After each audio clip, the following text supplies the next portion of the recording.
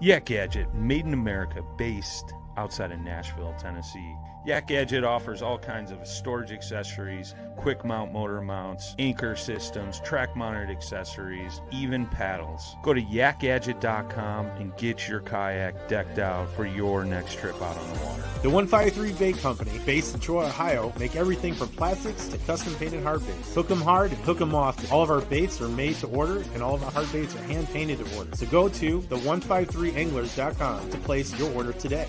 This segment is brought to you by Jig Masters. Step up your game with high-quality performance jigs, spinner baits, buzz baits, and more from jigmasters.com. And always, when in doubt, get the jig out.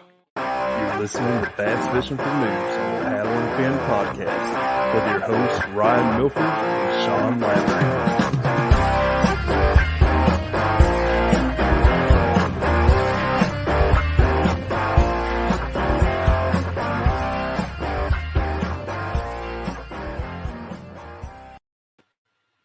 Welcome back to the Bass Fishing for Noobs segment here on the Paddle and Fin podcast. I am your host, Sean Lavery. Still working on the new intro. That should be very soon. So just patiently bear with me there.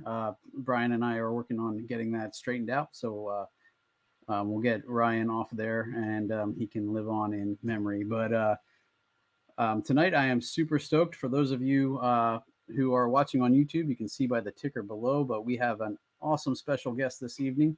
I'd like to bring on none other than the Flukemaster himself, Mr. Jensen. Welcome to the Noobs Show, sir. What is going on? How are you, Sean? I am doing very well. I'm super happy to have you on. You were a guest that was on the top of my bucket list for a long time, so it's awesome to finally get you on the show, and excited to pick your brain. I figured I don't know if you know, but my partner in crime, Ryan, recently decided to leave the show, and so I'm flying solo for a while until I, pick up a new co-host. And I figured I'd go back to the basics, and I couldn't think of anything more basic to start with than the Texas rig. So we're gonna dig into that a little bit tonight, I think. And but first, I wanted to give you a chance to, for those of our listeners who might not know you, I doubt there's too many, but just in case there are a few. Why don't you introduce yourself and let us know how you got into this game?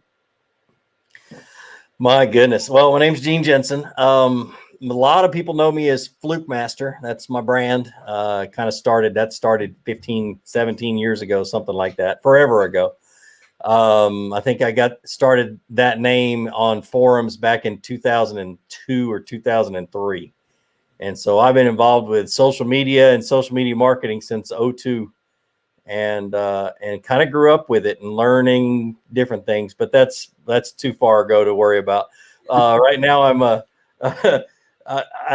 have a fairly popular YouTube channel, and it's all about teaching people how to fish. My calling in life, what I live for, what I breathe, what I think about all the time is teaching techniques, teaching. You say we're going to talk about the basics of Texas rig. We're going to talk about advanced stuff too tonight, because I've been doing a lot. But anyway, so I just love teaching. My God-given talent is teaching. My mom always told me that. And so it's just something I just have always wanted to do. And I found my place, and I'm not going anywhere anytime soon. So it's a lot of fun. Awesome, man. I can definitely attribute to that. I have learned so much from your channel. It's kind of where I got started and what kind of got me into this and what kind of gave me the kick in the butt to kind of check in with Ryan and ask, hey, can I be on your show? And, one thing led to another. Now here I am doing the same thing. And that's another passion that we share is I love, getting people into the sport, getting them hooked just like I got hooked. And so, yeah, that's awesome, man. I guess I'm trying to think. I'd love to pick your brain about, the YouTube aspect of stuff and that stuff too. But again, I'd like to focus on the Texas rig tonight, and maybe we can have you back on sometime. And because I know I've talked to quite a few different people, and their stories of how they got started with YouTube kind of run the gamut.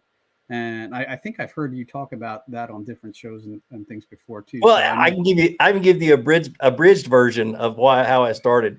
Yeah. I was a scoutmaster for 25 years. I took a bunch of my scouts on a camp out and a fishing trip during spring break, and they fell in love with bass fishing.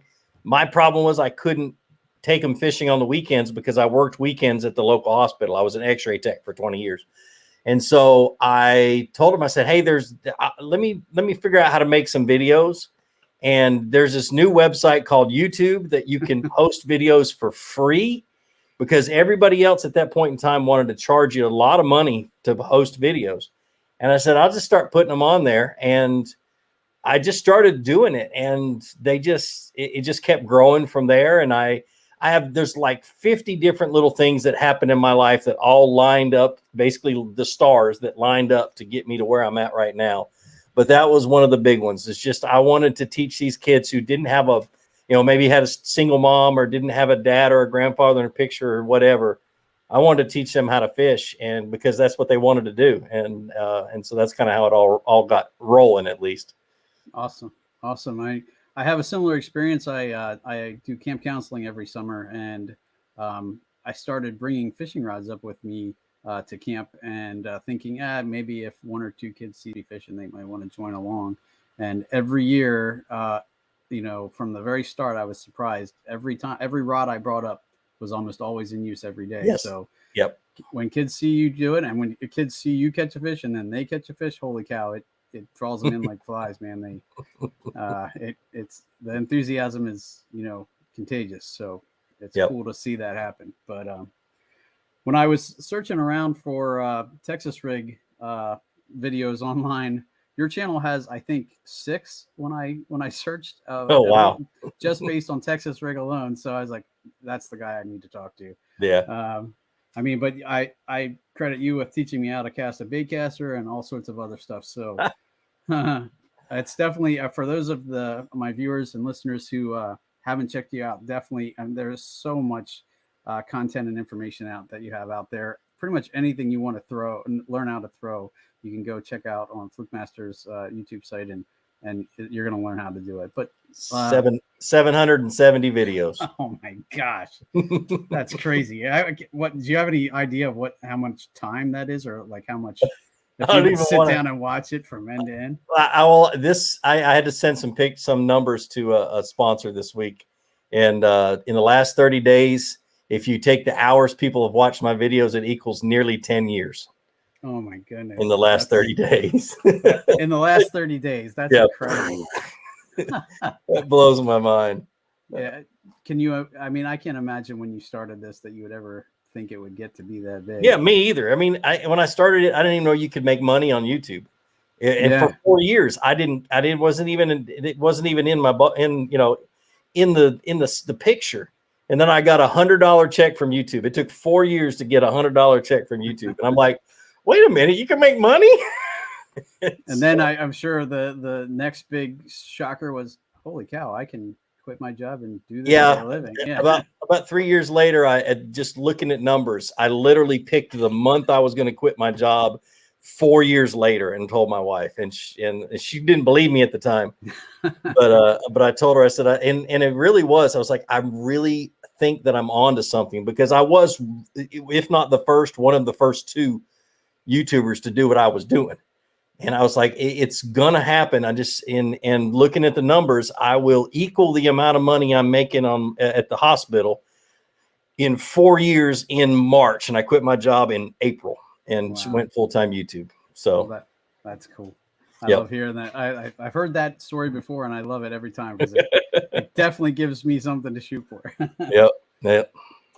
But anyway, so Texas rig, would you say that's pretty much where you would start, a novice fisherman, or is there another bait you would think would be easier? No, I think the Texas rig, because and the biggest, when I'm thinking about it from a teaching standpoint, I'm thinking that is something that you can build on with other techniques and other lures. Once you learn how to fish a Texas rig, you don't have to master it, but once you learn how to fish it, you can fish a jig, you can fish a Carolina rig, you can fish a ton of different baits, even a Cinco and stuff like that, because you know what a bite feels like then. And it's a lot less problematic to start with a Texas rig than it is with a lot of other rigs and techniques. And so I always recommend the Texas rig. Not only that, I fished my heart out this last month for this Save JT tournament. Which you got fourth in. I got fourth in. I caught, and I figured it up. I caught over 75 fish, probably 85, but over 75 fish, over 4.5 pounds. Oh my goodness. And all of them on a Texas rig. All but one. One was on a chatterbait, but all of them on a Texas rig. That's so crazy. I'm still just, that's all I throw. And when I say that, but this in the summertime, that's pretty much all I throw. Okay. And one way or the other, just because that's just the mood the bass are in when the water temperature's in the 90s. Right. So, look, in PA it doesn't quite get up that hot, but I think it's still just a great technique to know for all the different places that I fish, and it's definitely where I kind of got my start and kind of branched out from there. So I figured it would be great to go back to the basics for the real true noobs that are just checking out, this channel for the first time and this show. And but also I figured there's enough hints and kind of other, in-depth stuff that we're going to get to that, maybe a more seasoned angler wouldn't have thought of as well. So for basics, let's just get started with what is a Texas rig? How would you describe it? Let me throw one together real quick and I will show you. All right. So a Texas rig requires a sinker. So it's like a bullet sinker. Hold on, let me change my camera. Okay, a bullet sinker. All right, and we'll talk about lead and tungsten before we get done with this, but that's a tungsten bullet sinker. Some type of a hook. Let me find, and I'm going to talk about 2 or 3 different types of hooks, but we'll go with one of the most popular ones, just an EWG. So let me get my hands and fingers right. So an EWG, or something that has what's called an offset. And that's what this is an offset. And so extra wide gap is what EWG stands for. And of course your line. So it goes from,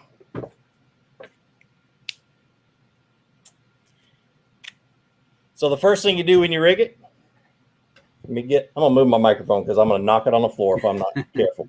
All right. So get the focus in there. There we go. All right, so to rig it, I'm going to make you bigger. There we go. I got to get my focus right. You're good. I'm just going to make sure it doesn't like to focus on fishing line. It'll focus on everything else but fishing line. All right. Excuse all my scars on my hand. Okay, so first thing you do is you put your... Let me see if I can add you and remove... That'll work. It's pretty simple. Take your bullet weight. Slide your bullet weight online. And yes, this is very basic for a lot of you guys who already know this, but bear with me, okay? And I'm a retard, and I cannot... Oops, I said that word. I'm dumb. Okay, bullet weight, and then tie your hook is all you do, okay? That's plain and simple. Took all that time to get all that situated, but we're going to be looking at a lot of close-ups right now. And I tie 2 different knots. I either tie a Palomar knot when I'm using braided line, or I tie an improved clinch knot, and I just make sure that I wet the line real good. And my old eyes aren't as good as they used to be. Here we go. Wet the line real good. And the way you don't want to burn your knot, so you're not going to pull like this and tighten it down. I'm going to pull just a little bit, and I'm going to push down with my thumbnail. And it gives you a nice, good knot. And my dentist, I'm going to tell him I'm sorry because I'm biting my line. And literally that's all it is. And so the biggest thing when you're tying fluorocarbon to a hook is that you can burn your knot and really weaken your line. And that's one of the ways you don't do it, is you just make sure you push everything down real careful. But that's basically what it looks like. Well, there's something I learned already, is I usually pull it. I never usually use my fingers, but that is something I will have to start doing. Yeah, use your finger, because literally if you get it and pull it real hard, and it gets hot pretty fast, and it'll burn that line and really weaken your knot. So, all right. So that's that. That's your basic Texas rig. And then of course your soft plastics. Let's just grab a regular worm. I already bit the hook off, but I wanted to show you guys. When you hear let me explain this real quick. A lot of people really talk about a Texas rig being, this is how you put this hook in the worm, is you Texas rig the worm. That drives me absolutely nuts. Because it used to be not like that. It used to be where when you put a hook in a worm like this without a weight, it was called weightless. Okay. And the way you hooked it was this way without a hook, and it was weightless. But this is how you hook a worm. And I got a couple of really good videos about this. But you take that EWG, slide it straight through there about almost to where it starts to bend. This is a Gamakatsu G Finesse EWG. And I use there's a reason I use those in kayaks, just because they're a lot thinner but still strong. But anyway, you pull it through, and then as you're pulling your R bend or your bend through, you want to rotate it. You see how I flipped it just like that? Yep. Okay. And then for the new guys, if you haven't done this a lot, and I still do this a lot with new plastics, is you look and you lay your hook along the side and you say, okay, that hook is going to go in right there. So I put my finger right there and I drop that hook down, and with an EWG, you go straight across and out the other side, just like that. Okay. And then what I do to keep it from getting hung in grass and hung on, whatever else is under the water, you skin hook it, which you pull your bait forward and you just kind of stick the tip of that hook in that skin, just like that. And that's basically how you rig it. And that's it. So Texas rig, all in one nutshell. Nice. And I think pretty much any offset hook you can use, right? So like I have a offset worm hook here. If you can see that, that also will work. And pretty much there's any hook that has an offset, you can Texas rig. And that's your basic. And I'm going to go a little advanced because I use this one a lot. Okay. Okay. Okay. This is a straight shank. Okay. I use them with the keepers, and I really think that this is the reason I use the G Finesse EWGs is because I've been using these longer, and I love the steel that these things are made out of and the coating and everything else. But anyway, so it's got a tin keeper right here. And the difference between that one and this one is you always want to have your worm straight, and you can screw up your worm with this thing if you don't do it right. So I'm going to do it real quick. Let me get focused back on my hands. There we go. Now, here we go. Instead of going straight down, you go at an angle. See how I did that? Instead of going straight down, I went at an angle, and you can see it better when I do this. Okay. And I go at an angle, and then I pull that keeper through without rotating. And as soon as it pops through, rotate it. And it focused on there. So as soon as it pops through, rotate it around. I had steak tonight, and I didn't clean my hands. And then same thing, you lay it along the side and look at the difference in the angle that hook is going to go through that worm. Come on, focus back down. See the difference in the angle? It's going to go up through the worm instead of straight across. So I'm going to go to that spot. I'm going to put it in, and I'm just going to tug. And that's it. I want that tip to be right on the inside of that worm right there. I don't want it to come out that side. And that's how you do it. I use this one probably 90% of the time over the EWG now, just because I get better hookups. So what kind of hook was that? That was this is the G Finesse shank. Yeah, it's the straight shank. It's a straight shank worm hook is what it's called. But this specific one is a Gamakatsu G Finesse finesse flipping hook is what I think they call it. Okay. So, and I love it on a kayak because you get better hook sets.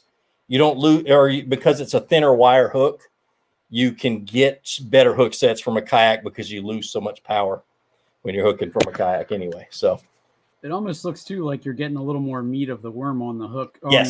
So it wouldn't come off as easily, Yep. And I love those little keepers. They're great. But that's further along. Get a regular worm hook if you're beginning at this, and go from there. Awesome. Now, I know you mentioned we could talk a little bit about tungsten versus lead weights. And I also wanted to ask you about pegging, because I figured that was another important topic to cover. Yep, we'll definitely talk about that. So tungsten versus lead. If you can't afford tungsten, get lead. You're going to catch fish. It doesn't really matter. But in my experiment, especially this month, I did a lot of experimenting between tungsten and lead, because I was on a really good bite for a really good fish, and I was getting more bites with tungsten. And I got a couple of buddies that I fish with, and so we were bouncing this back and forth, and it has to be the sound on the hard bottom or on the rocks as I'm dragging it through shell beds or something, there's a different sound between that tungsten and lead. The tungsten is more of a sharp sound and lead is more of a dull sound. And I think that's it. Other than that, I don't know, but I was getting a noticeably more bites using a tungsten bullet weight over a lead one. So if you're fishing around hard cover, I would think that would make more difference than maybe a soft bottom or a sandy bottom. Yeah, or punching grass or that kind of stuff. You still want tungsten with punching grass just because it's smaller. You get a heavier weight that's smaller that can fit through the grass and that kind of stuff. But yeah, when there's no reason to have the sound, it's not going to be an advantage. Okay, cool. So now we know what a Texas rig is. So now the next question is, when do you decide that's what you want to throw? Woo! It is such a confidence rig for me. I do a lot of, I love jig fishing. I love to catch them on a jig and stuff like that. But most of the time, my first, if I'm trying, okay, let's back up. When I'm trying to figure out fish, once I've found them or once I have an area that has a fish in the area, then I want to figure out what kind of a mood they're in. Okay. Are they in the mood to chase something? So am I going to be throwing a crankbait, a spinner bait, something that's moving in the water, that kind of stuff? If they're not, then they're going to be in the mood to either hit something on the bottom or hit something that's falling in front of them, like when they're in grass and that kind of stuff. And so when they're not in a chasing mood, my first thing I'm going to grab is a Texas rig. Because a Texas rig, you can rig, worms, you can rig creature baits. I mean, every soft plastic can go on a Texas rig, flukes and the whole 9 yards. So I grab a Texas rig and I start flipping it around whatever cover I can see. And if I'm fishing offshore, I'm throwing it out and dragging it off of offshore cover and structure and that kind of stuff is kind of what I'm doing. So that's basically it. And if I've in fishing and I'm getting, a lot of small bites, if I'm fishing a Texas rig and I'm getting a lot of small bites, or I feel like there's big fish in the area, but I'm not getting the big bites, that's when I'll get away from the Texas rig and grab a jig. Or if I'm not getting very many bites at all, I'm going to switch to like a Cinco or a finesse or that kind of stuff. But yeah, your Texas rig is something, for me, it's just all around, when they're not chasing, I'm going to throw that first and play around with creature baits and worms and that kind of stuff. Okay. Okay. Cool. How about spinning versus casting? Do you have a preference on what you throw it on? Or I'm always throwing it on a bait caster. On a bait caster. Okay. And even when I'm throwing a 16th ounce or an 8th ounce lightweight, I'm usually throwing a larger, like a paddle tail worm or a kick tail worm, like it's cutter worm or something like that. And it's still heavy enough for me to throw on a bait caster. Okay. And I'm usually throwing it on stuff. I'm making for me, the difference between a spinning rod and a bait casting rod is the number of casts that I can make. And with a bait caster, I can make 2.5 times more casts in the same amount of time I can with a spinning reel. It's just simply because there's less things you've got to do in between casts. So, right. And how about line? Are you a braid to leader? Are you straight fluorocarbon? Most of the time, I'm straight fluorocarbon, unless I'm in Florida, or up north. When you get those places that have that really thick grass, but you don't have real clear water, mm-hmm. I'm going to go braid, just because that braid cuts through the grass so much better than anything else. Right. So now I fish on the Susquehanna. I luckily live about 15 minutes away from the Susquehanna. And right now there's definitely spots that are really, really grassy. And so I definitely know that braid will cut through that grass pretty well. So I hear you on that. All right. So that kind of covers what you throw it on. Now I was going to ask you how, so I know you already talked about casting out, letting it sink, kind of dragging it back. Is that basically your most go-to? Or I know there's a bunch of different ways you can fish it, like you said, punching and all that stuff. Right. But yeah, if they're super aggressive, like if it's, spring to post spawn and it hasn't gotten super hot. And my main experience is down here in the Southeast. The water temperature was 93 degrees yesterday. You put your feet in it, and it's like being in a bathtub. It's just nasty. The fish are not happy. And literally what I tell people in the summertime is get your fish, get your picture, and get him back in the water as fast as you possibly can, or you will kill him, because he's got to get below that heat and find some oxygen. And you can't just put him on a tether off to the side of your boat. You'll still kill him because he's not getting any oxygen. But anyway, so in the summertime, when they get really, or in the spring, and when they're real active and that kind of stuff, I'm doing a lot of hopping. I'm doing a, hop, and then let it fall, and maybe just a couple of inches off the bottom if I can, but just literally just working it and hopping it and trying to figure it out. Or I'm flipping the cover that I see, bushes or whatever else, super shallow, because the bass are typically real shallow. And that's what I'm doing. I'm just working it. And this is the value of a Texas rig, is that you can do so many different things with it. I'll put a creature bait on it. Like this is the new lunch bug from 13 Fishing, and it's got really good kicking tails. And I'll throw that thing out and I'll swim it back like a spinnerbait, just to make sure that they still don't want to chase. But if they're going to hit it, then I'm going to set the hook on it and catch them. But anyway, so it's just really versatile, especially when they're up shallow. Now, this time of the year, when it's funky hot and the bass don't like things, and they're not in a good mood, but they still have to eat to keep their energy and stuff like that, they're going to eat things that get close to them. They're going to eat things that look super easy, that aren't going to expend a lot of oxygen and a lot of energy. So you want to give them something that's easy to bite. Well, there isn't many things better than a worm. But how many times have we seen a real worm, swim through the water at Mach 5? Not very often. Not very often. How fast is that worm moving? So one of the things is, and this is the worm I've been catching all my fish on. This is a Magnum Zoom, or a Zoom Magnum Old Monster. So it's a 12-inch long worm. Wow, look at that.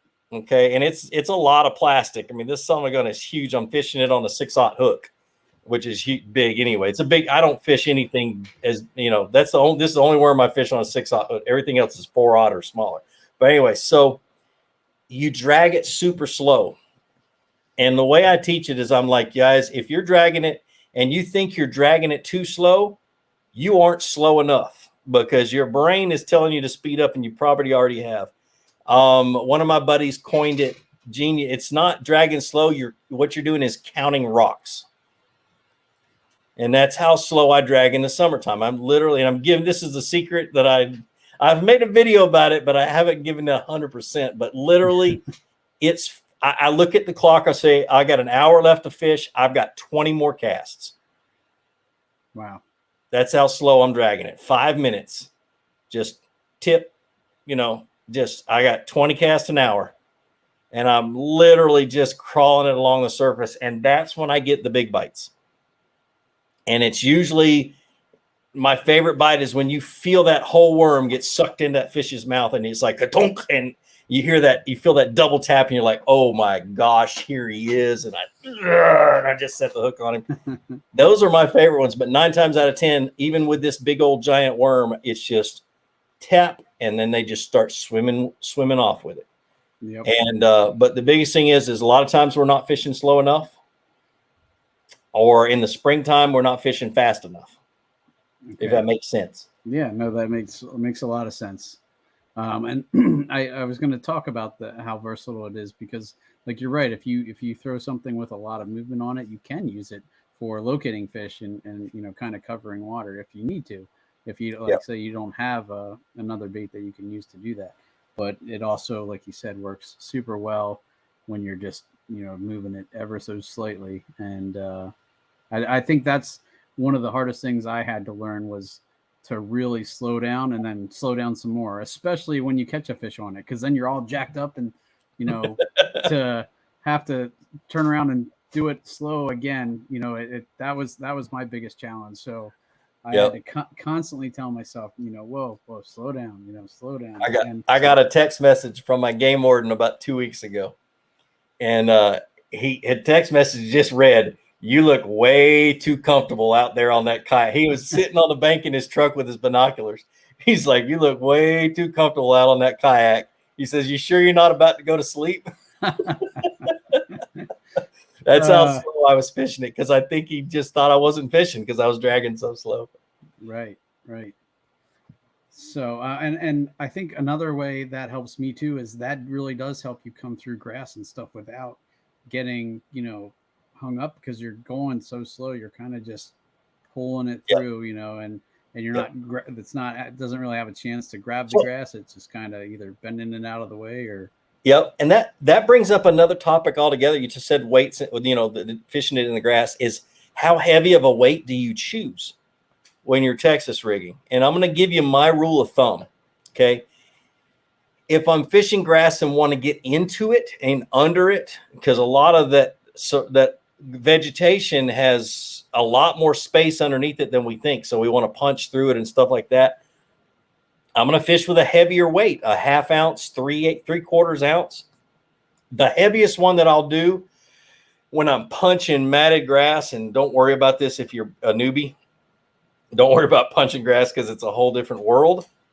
But I'm going to throw a 1 3/4 to maybe a 1.5 ounce weight is what I'm going to throw. But that's a beast. But literally, if I'm just regular fishing and I've got stuff I want to get into grass and I want to get down underneath it, 1/2 ounce, 3/8 ounce, or not 3/8, 1/2 ounce, 3/4 ounce. Now, if I'm fishing grass and I don't want the worm to get down in there, which is one of my favorite techniques for submerged grass, I'm going to pick a what I call a swimming worm. Some type of a worm that has a little small paddle tail, a cutter worm, a zoom speed worm, that kind of stuff. I'm going to put a 1/16 or an 1/8 ounce weight in it. Let me show you how small that is. Now, the one I pulled out earlier, pulled out of my Plano box. I got those little Plano edge boxes that are like terminal tackle boxes. But anyway, so this is a 1/4 ounce weight. Whoop, almost dropped it. I got a glass a desk too. But anyway, that wouldn't be good. So that's a 1/4 ounce weight. Okay, that's 1/8 ounce.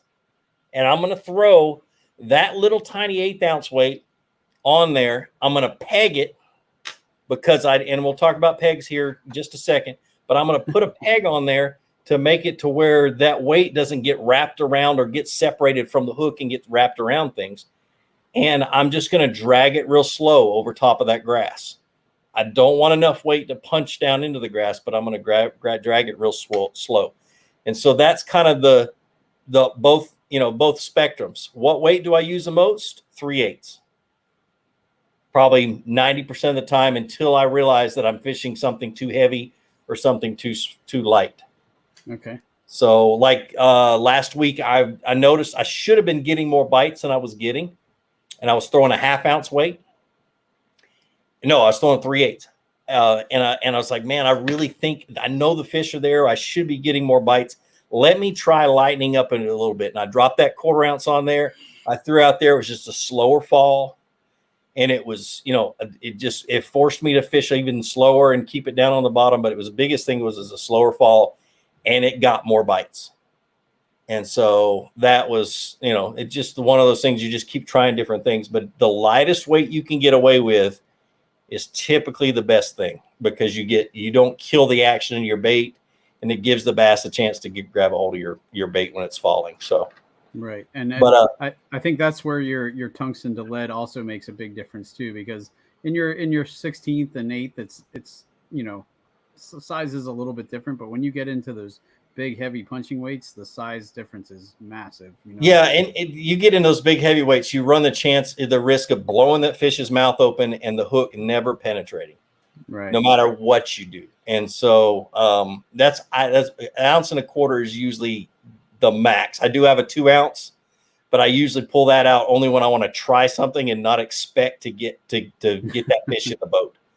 And even the pros will tell you, expect to lose 50 to 75% of the fish that you hook on a 2 ounce weight. And that is too much for me. I'm not going to do it. So, yeah.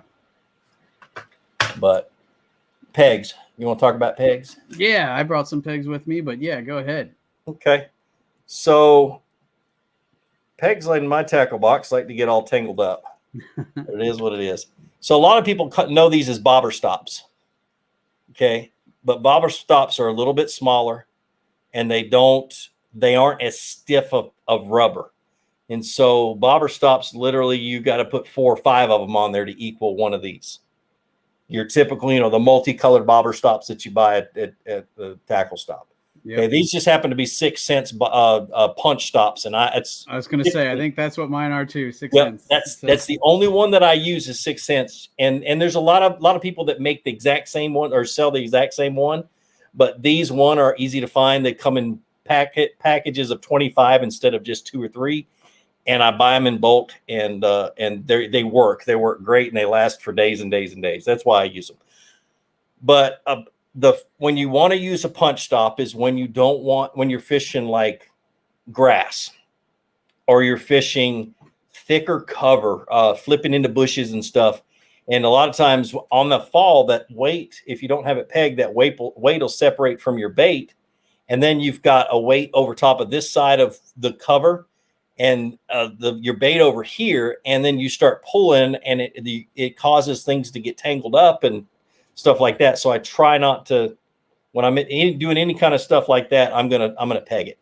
If I'm dragging on the bottom, I'm gonna take that peg off and get as much action out of that worm as I possibly can.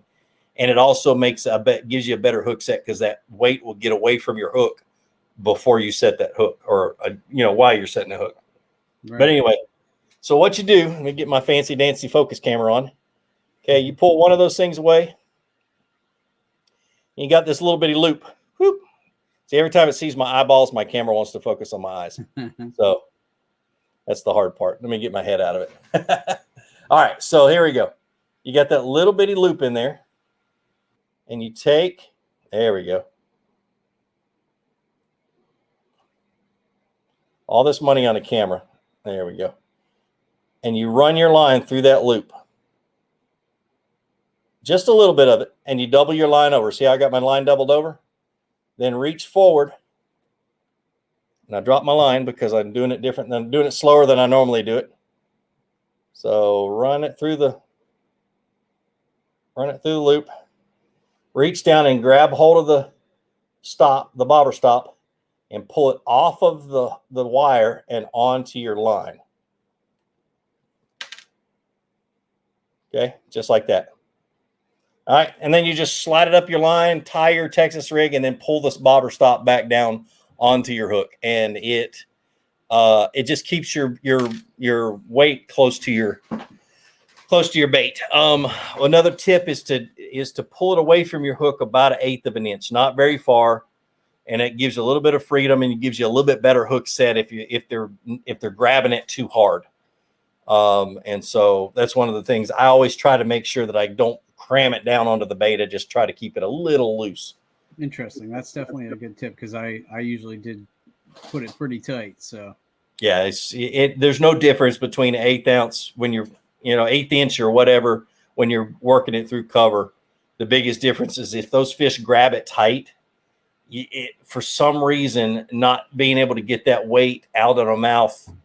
Out of the mouth before that hook grabs, it really can cause an issue. So, and I was going to say, and when you talked about bringing it through cover and stuff, I think that's one of the biggest appeals for the Texas rig for new anglers, is because I know when I first got started, I was, I snagged a ton, and B, I was afraid of snagging a ton. So, I wouldn't throw where I thought I would get snagged, and that was another one of the biggest things, learning experiences for me, is learning that where you get snagged is where the fish are, Yeah, I told my son when I was teaching him, dude, if you're not getting hung up, and we call him, his nickname is Lil Snag.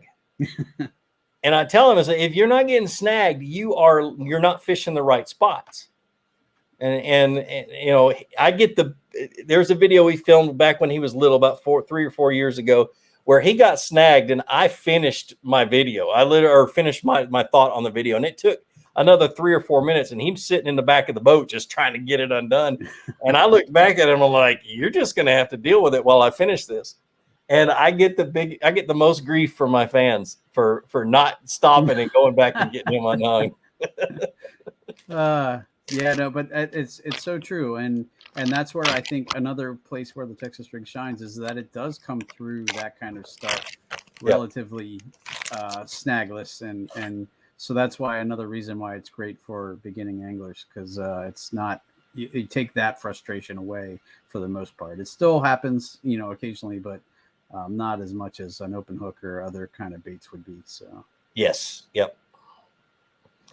And like I said, it is a building block. It's your first building block towards a lot of other techniques, a lot of other baits. It's one of the original rigs anyway, but shaky heads and jig heads and all kinds of other stuff. All you can take what you learn from a Texas rig and use that to build on the other baits that you're going to learn further down the road.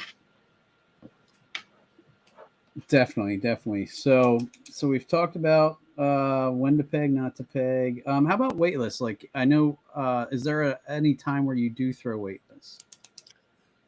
Well, when I'm throwing a floating worm. Okay.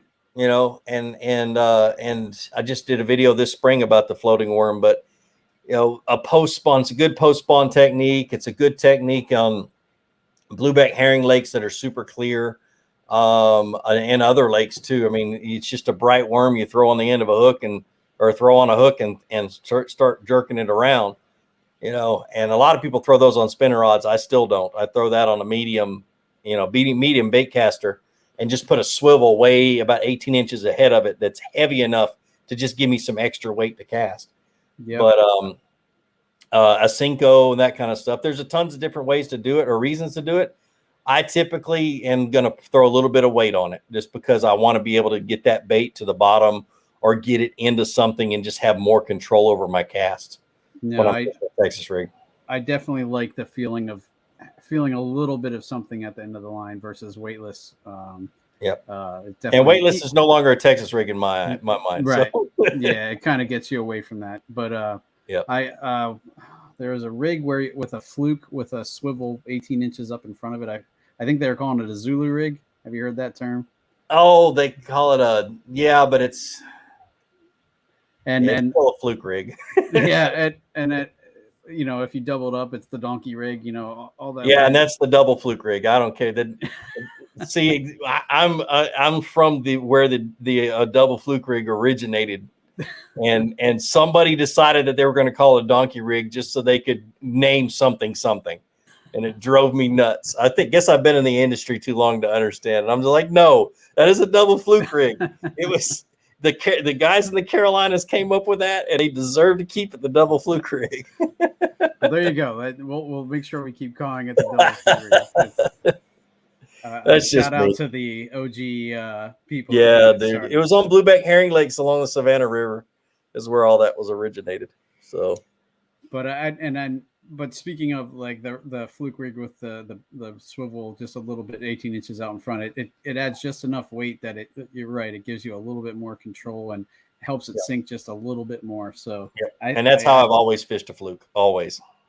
And I think that answers it well about even just putting even like a 16th or an 8th ounce weight in front of your Texas rig just to give you that little bit more feeling that you have and a little more control when you're casting maybe. So Gamakatsu has they don't sell tungsten weights in the States, only in Europe, and it's all for like carp fishermen, and it's like these.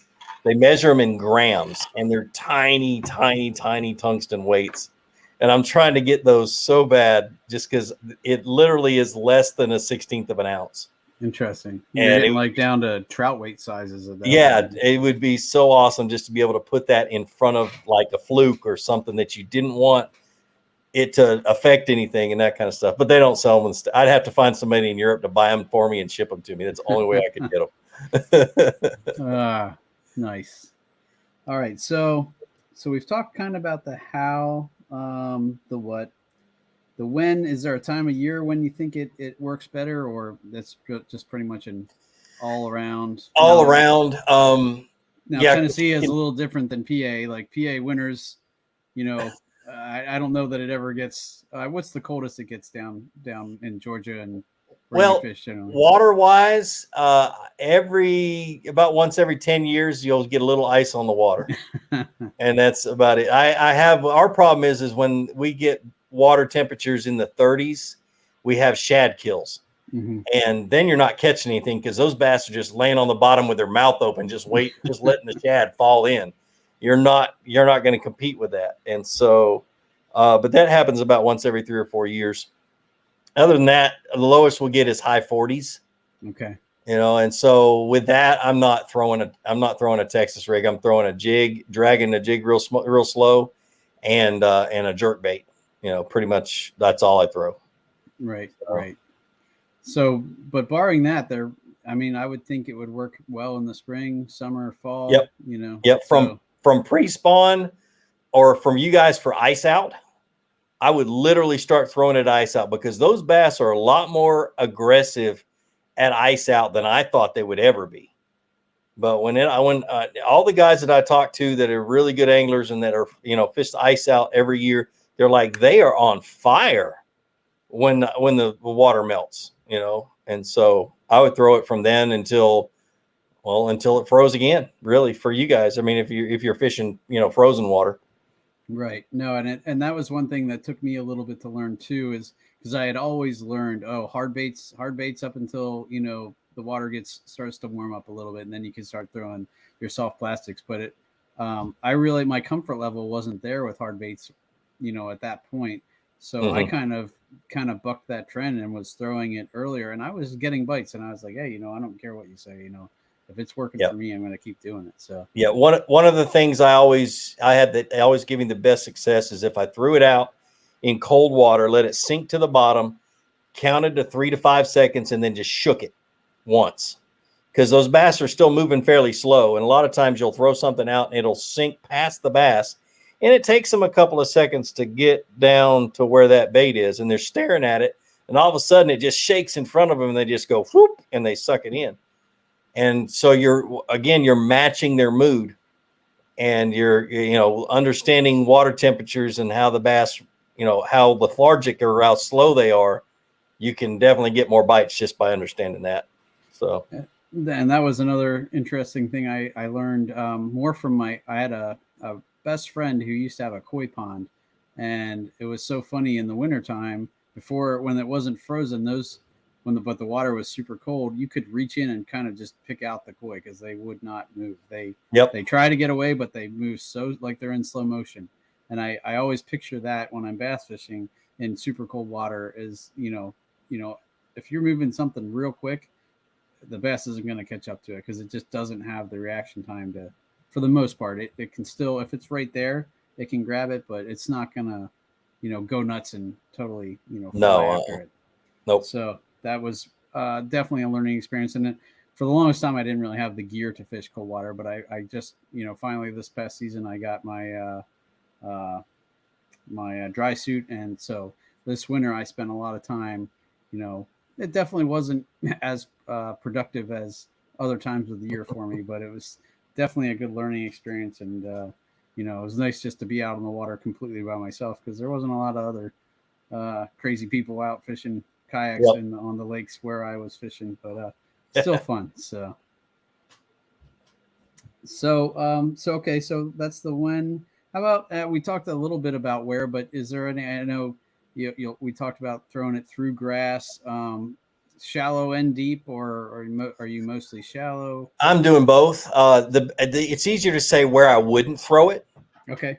So if you're throwing it and if you get down to the bottom and that bottom feels soft and mucky and just, it feels like you're pulling it through pudding, it's just kind of, you don't feel any hard resistance. Don't throw it there. Don't fish that. And a lot of ponds have that. A lot of I was just small gonna say, ponds. that sounds like ponds. Yep. And the thing is what happens is there's so much silt on the bottom, so much sediment or dead debris, that the bait goes down into that, and the bass never get to it anyway. And they don't want to get a whole mouthful of that stuff when they're biting your bait. So try to avoid those areas. Now, one of the things, especially up north, I'm fiending to go to Minnesota right now because this is my favorite time of the year to fish Minnesota. But I like to punch matted grass, matted vegetation in Minnesota this time of the year. But when you get down to the bottom, it's got all that soft, mucky, dead debris that's down underneath there. So the trick is to drop it through and then bring it back up to the base of that canopy or the base of that mat and shake it, because the bass aren't down there. They're feeding up here.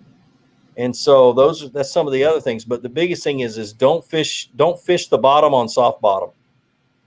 Fish the bottom on hard bottom. And you'll know that the way you figure that out is take your Texas rig, go out to your driveway, go to the street, go somewhere, throw it, cast it out, and close your eyes and drag it along that concrete and feel how that feels. Well, it's just tap, tap, tap, tap, tap. It's just, you can feel it.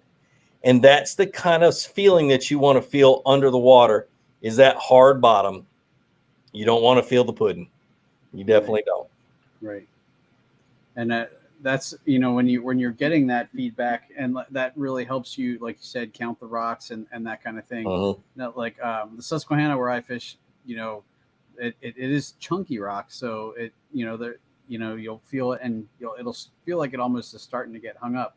Then you feel a little pop, and you're up over that rock and down, kind of working to the next one. And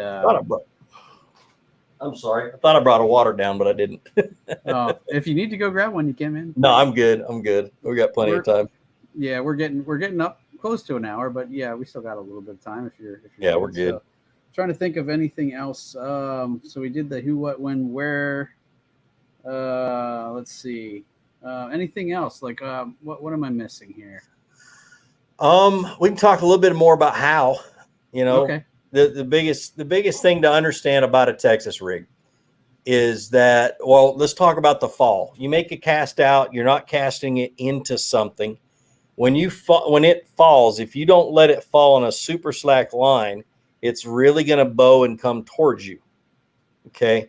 If you let it fall on a slack line, it's still going to bow a little bit, but it's going to fall more straight down into stuff. When you throw over a limb or something like that, it's the coolest thing. But a lot of times I think if I don't know there's something there and I throw over a submerged tree or something and it starts to fall, your line all of a sudden starts going out pretty quick because that bait's falling down over that limb. And for some reason, it pulls your line a little faster than normal. And you're like, whoa, wait a minute to get a bite. But once you know there's a limb there, just let it fall. Let it fall on that slack line. When you're fishing a Texas rig without the peg and you throw it out, that weight is going to fall down and that worm is going to be separated from your weight every time. And so when that weight hits the bottom and that worm is still, 4 to 6, maybe 8 inches away from that weight, your first little bit of pull is not going to have a whole lot of resistance. But the other key thing is that if, and this is one of those advanced techniques that once you get to really experience with a Texas rig, it will become second nature. But if you ever get bit right when it hits the bottom, don't set the hook over your head. Don't set the hook over your shoulder. Set the hook low. Change your hook set to a low sweeping hook set, because if you don't, that weight being separated from your worm will cause that hook to go down and out of the fish's mouth. And you'll lose a lot of your initial fish when they're biting that. And so that's the biggest thing. But that's one of those things that it becomes second nature once you've spent several years fishing it. And you're like, oh, crud, and you just drop and you sweep. But majority of the time, the hook set needs to be over your shoulder or straight over your ear, whatever your dominant ear is, whatever hand you're holding your rod in. And a lot of people will tell you to drop down to a slack line and then pop it. I don't like to do that when I'm fishing 3/8, half ounce, 3/4 ounce weights, because it still does blow that fish's mouth open and it will pull that hook out of that fish's mouth before the tip has a chance to penetrate. And so what I do is I'll drop down, but then I'll pull up until I start to feel that fish and then pull the rest of the way. Then I start to hook hard. It's kind of halfway between what they call a reel set, which is where you reel until your rod starts to bend and then you set the hook. It's halfway between that and a dropping set. So, and with a kayak, drop that sucker as far as you can drop it and then set the hook like you're about to fall out of your boat, that kind of stuff. Because when you set the hook on a kayak, your kayak goes towards those fish and you lose power in your hook set. That's the biggest thing, is you slides in and you lose power. So that definitely took me a lot to learn too, going from bank fishing to fishing on the kayak, is how much you actually lose in your hook sets like that. And I know we've talked a little bit before, especially like we talked to Cody from Jigmasters about light wire hooks versus the heavier hooks, and how especially if you're using a heavy hook, you need to have a hook set, whereas a lighter hook, you have to kind of be a little careful that you don't bend it out, but also it doesn't take quite as much hook set to penetrate. But, I steer clear of heavy hooks when I'm in a kayak, and the biggest reason is because of that, because it takes so much more force. Just do this once is what I tell everybody. Just do this once. Take the hook that you're fishing with when you catch a bass, and you try to put that hook back into that bass, and see how hard it is to get that hook to penetrate into that bass. It's like leather. A lot of places in the inside of its mouth, you'll never get a hook set in if you don't really try to rip their lips off on the hook set. And so, and the biggest reason I recommend these G Finesse hooks from Gamakatsu, and I've been recommending them for years. I just barely signed a contract with Gamakatsu about 2 months ago, a month and a half ago. But for years, I've been recommending them because they're thinner wire, yet they don't flex out as much as like your standard hooks. And so the way they coat them, the way they make them, they're a lot harder, stiffer steel. And so they're thinner wire, yet you still have the power of a flipping hook, and that kind of stuff. And so it kind of helps you, especially in the kayak world. So and I think that's definitely a fine line to walk there between, having a thin but strong hook versus. Oh yeah. Cause you can bend them out so easy. Right. And I've done it a lot, especially with braided line, guys. You're going to bend out hooks. I've had some fish absolutely break my heart. You know what a hack attack hook is? The Greg Hackney flipping hooks. I had a bass in the other side of Georgia several years ago bend one of those out on me. Oh my goodness! And those things are the thickest steel hooks I've ever used. I flipped into a bush. She bit. It was spawn, so they were spawning. She bit. I set the hook and pulled her up to the top. She was the biggest bass I've ever seen on Clarks Hill Lake. And she just like looked at me and then went whoop, and rolled right over. And that, somewhere in my phone is a picture of that torqued out hook. Oh my goodness! I'm like, how in the world? And they'll do it. You'll lose them, and it is what it is. But what can we do as anglers to minimize that possibility is what we dream about every day or have nightmares. I've never had a huge bass bend out a hook on me, but I've had a few Susquehanna catfish do it. Oh, I bet. Stripers will do it too. Goodness gracious. Yeah. They're bad. I've had Susquehanna catfish absolutely murder like rooster tails and stuff. I'm like, this thing ain't ever going to spin right again, man. I'm just trying to catch bass, and this, friggin' 24-inch catfish eats my rooster tail. I'm like, what are you doing? Oh, that's funny. Yeah, they'll break your heart.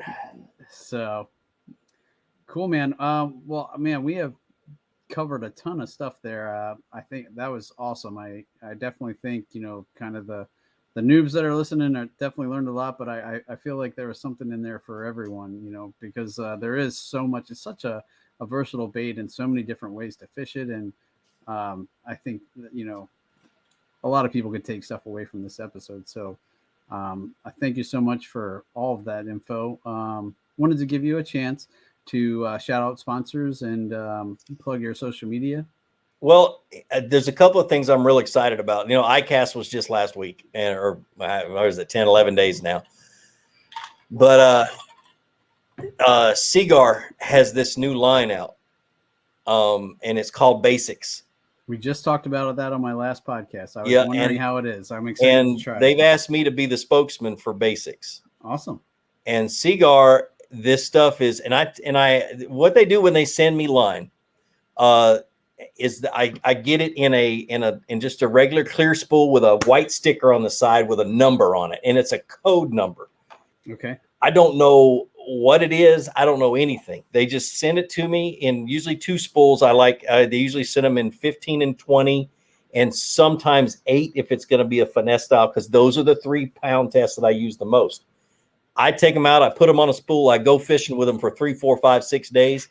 In a week, they send me a survey they email me a survey, and I go into this survey site and I answer all these questions, usually 50 to 65 questions. And then the next thing you know, a new line comes out. And I'm like, oh, wait a minute. That was the line I was, they really do keep us in the dark about it, which I love. That's a good way to do it. That way they get our honest opinions. Right. This line, this Basics is $9.99 a spool for, I think, 250 yards. Correct me if I'm wrong. I think it's like 250 yards. $9.99 for 100% fluorocarbon. Is it as good as high-end fluorocarbon? No, it's not as good as $25 to $35 a spool fluorocarbon. Is it better than monofilament? 100 times better than monofilament. So if you're one of those people who want to try fluorocarbon, want to use fluorocarbon, but can't afford the $25 a spool, or you can't pull out that change. I know my dad was one of those that would pinch a penny so tight it would scream. This $9.99 spool is good, and it's really good fluorocarbon. It's strong. It's abrasion resistant. It's a little stiffer than I'm used to, but I throw their Tatsu, which is like, I buy the bulk spools for $1,000.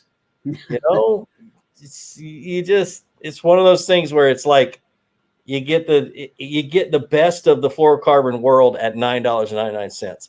And then their new braid, and I don't want to butcher the name because I can't quite remember it, but the new braid is a 4-strand braid.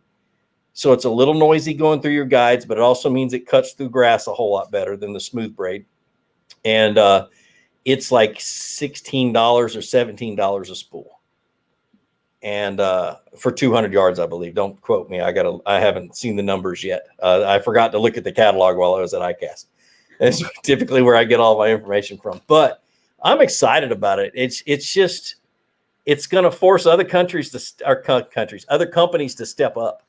Right. And because there's a lot of new anglers in this that have moved into this industry or started fishing, and they really we're trying to cater to them. 13 Fishing's got a bunch of new reels out that are $60, $65, and $70 bait casters, and that $70 bait caster, if you ask me all day long, it's $125, $130 bait caster. And the way you tell that, now this is not that real, but the way you tell that is when somebody is coming up with a new bait caster and they want to keep the price low, the first thing that goes is a metal cast control knob. They usually change that to plastic. 13s is still aluminum. And a lot of the other parts are still, the line guide in the middle, they usually go to a round, cheap line guide. You get this same exact, this is a $240 reel. You get the same exact line guide on that $60 or that $70 reel, or even the $60 reel. And so they didn't skimp and they didn't pull off parts and add plastic. They really did a good job with those reels. The spinner reels are really good too, but I was so impressed with those bait casters. So those are the two major things. Spro's got some new frogs. I've got it up next to my bed. I'm not supposed to have it, but they let me steal it. It's a tiny little popping frog about this long. Cool. And you throw it on a spinning rod. It's going to be my pond crusher. It's literally going to wear them out on the ponds. And so it's a teeny tiny little frog. A lot of new stuff out at ICAST, but it was just really, really cool to try that out. Bonafide's new pedal drive. I'm not a pedal guy. I've got a bad hip, but sometimes pedal drives are good for me and sometimes they aren't. So I'm going to try it out, give my honest opinion on it. And if you guys don't see me pedaling it all the time, It's because it hurts my hip, and it's not the drive. Also, I don't like pedal drives because I like my fish finder right in front of me. I don't like it off to the side.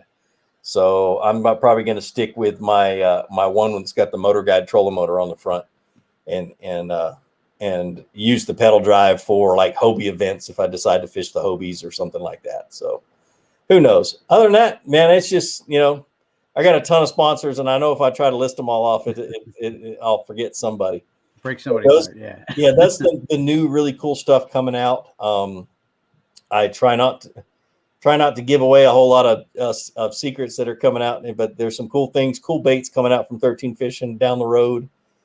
They got the new deep jabberjaw that dives 8 to 10 feet deep now, or no, not that deep. Dives deepest it'll dive is 8 feet.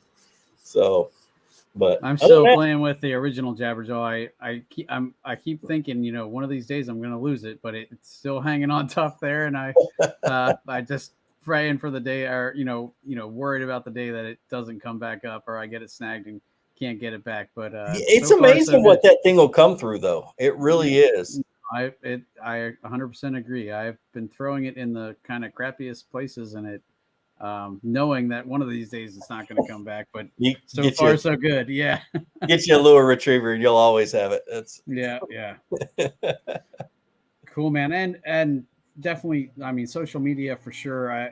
Everybody should know about Flukemaster on YouTube, because like you said, the amount of content out there is just incredible. So, I mean, 700 shows, and I can't even imagine. I'll never watch it in my lifetime, but there's so much good content out there.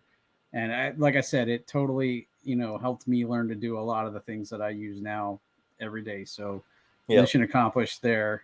But any other social media you want to shout out? I'm Flukemaster across to everything. I usually can find me real easy through that. The new YouTube shorts have been a whole lot of fun. I'm working on one right now, the only thing I can tell you is that when we finish filming it, it will be it's a type of fishing you probably have never seen. And I'm fishing. It's just the craziest, coolest little video. And it's going to be more of a hype video just to make it cool. But I'm not going to go any further than that. But when it comes out, it's only going to, we'll probably have two versions. One that'll work for the YouTube shorts, that's less than a minute. And then probably a little bit longer one that's 3 or 4 minutes that gets more in depth to what type of fishing it is and the equipment and that kind of stuff. But it's going to be funny.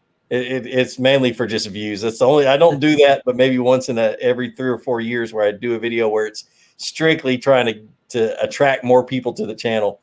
And this is one of those, but it's a type of fishing you have never seen. And it's so cool. Cool. Cool. Well, I wanted to tell you too, give you props too, because just the editing and everything that you're doing, you can tell if you go back and watch the early ones, you can tell how far you've come. And I mean, that's true about anyone, but just the fact that you keep, pushing the envelope up in your game, and, just, keep trying new things, you can definitely tell. I'm an experimenter. And I've screwed up so many times, and I've done so many things on YouTube that have pissed off a lot of my fans. But I don't mind experimenting and seeing what happens. It's one of those things. I don't even edit my own videos right now. My 17-year-old son does. I know. I heard you say that, and I was just going to say, definitely give him some credit too, because I think he's doing a great job as well. And they're going to get worse here shortly, because I've got to go back to editing them. I told him he's in starting his senior year of high school. I was like, dude, when you're out of high school, you're not going to be around. I can't just not edit right now. I'll lose every bit of skill, and it'll take me forever to get back up. And so, but yeah, so that's I'm going to be going back and editing about 50% of the videos. But I'm also helping him start a new company, which is a content creation company, where he does commercial content where, he just does it for fun. He loves doing that stuff, and he's really good at it. So you'll see a lot of his stuff already out that on like other companies' social media, and you won't even know that he's done them, and he's been doing it since he was 16. So, wow. Another thing I was going to tell to the folks listening, check you out on Friday nights, because you do Friday Night Live. Yep. And those are a great opportunity to ask you questions and stuff. If you need you want to ask Gene a question and, go straight to the source, just check him out on Friday nights. He does a live show and 9 Eastern. It's from 9 to 10 Eastern. I might start it. I'm going to start having more guests that are really, really super knowledgeable. That way I can have it for 2 hours. So 9 to 11, but, because my voice is only good for about an hour and I'm done. And so if I have some help, I usually can make it last longer, but, and we also have some really cool announcements this week. And you remember when I used to do them from Westbrook Supply Company, the paddle shop? Yep. We're going to start that again this month. And Cool. so I think it's probably going to be on either the 20th or the 27th. We'll start having them from Westbrook Supply, which was always a big party because all the Westbrook team was all there and we just had fun. Yeah, So I do remember that well. So cool, man. Well, thanks again for coming on. It's been awesome. Definitely, if you're up for it, we'll have you back and talk some other techniques because I know you know a ton of them. But I appreciate you taking the time to come and chat with us tonight.